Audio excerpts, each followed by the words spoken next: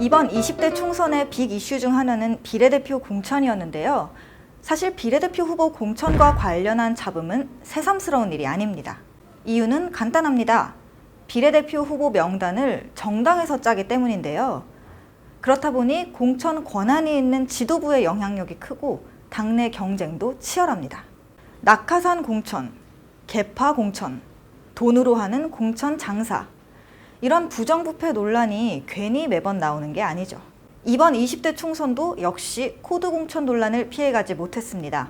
제자 논문 표절, 세월호 유가족 비하 발언 유포, 코레일 노동자 대량 해고, 현 정권에서 언론계 인사 등 자질 논란이 있는 인사들도 다 공천을 받았습니다.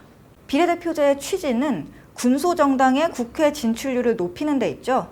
또 지역구 의원으론 채우기 힘든 청년이나 사회적 약자, 전문가 같은 인물들을 내세워서 국민의 대표성을 보완하는 의미도 있고요. 4월 13일에 투표를 하러 가시면 지역구 후보 1명, 지지하는 정당 1곳, 이렇게 2표를 행사하실 텐데요. 이때 여러분이 지지 정당에 던진 표로 정당별 득표율을 계산하고 이 득표율에 따라 각 정당이 비례대표 의석을 나눠 갖습니다. 만약에 한 정당이 비례의석 10석을 배분받았다고 하면 이 정당의 비례 후보 명단 1번부터 10번까지 10명이 당선되는 거죠. 이 의석 계산은 어떻게 할까요? 우리나라의 경우는 지역구 몫의 의석과 비례대표 몫의 의석을 나눠서 따로 계산하는 병립형 비례대표제를 택하고 있습니다. 예를 들어서 총 의석수가 100석인 국회가 있다고 가정을 해볼까요? 여기서 지역구는 50곳, 그리고 비례대표 의석은 50석이라고 해보겠습니다.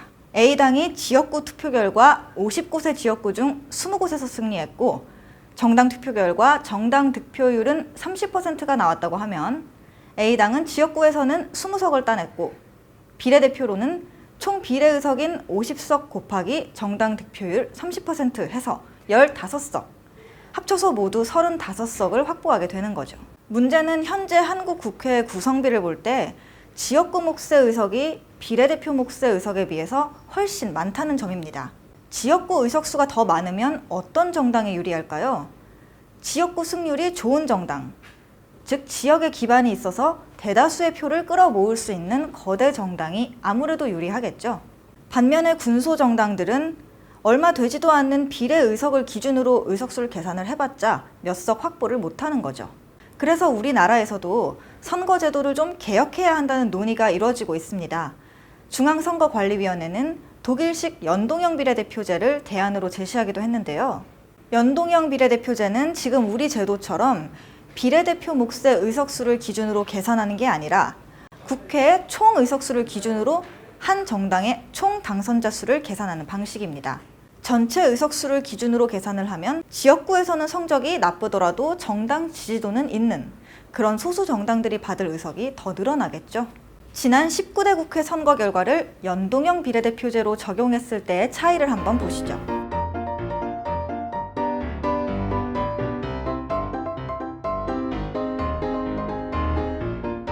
어떤 제도가 정답이라고 할 수는 없습니다. 비례대표제를 하면 수권 능력이 없는 소수 정당들까지 난립해서 안정적인 국정 운영이 어렵다는 지적도 있으니까요. 각 나라의 현실에 맞게 맞춰가야 하는 문제입니다. 다만 처음에 비례대표제를 도입했을 때 거대 양당만 살아남는 우리 정치 풍토에서 다양성을 존중하는 대의민주주의를 보완하는 방향으로 개선하려고 했던 점, 그 부분은 계속 생각해 봐야 할 과제겠죠. 참고로 정치권에서 얼마 전에 총선 선거구를 획정할 때 현재 비례대표제를 비롯한 선거 제도를 개혁하자는 논의가 있었지만 결국 흐지부지 넘어간 것 기억하시죠?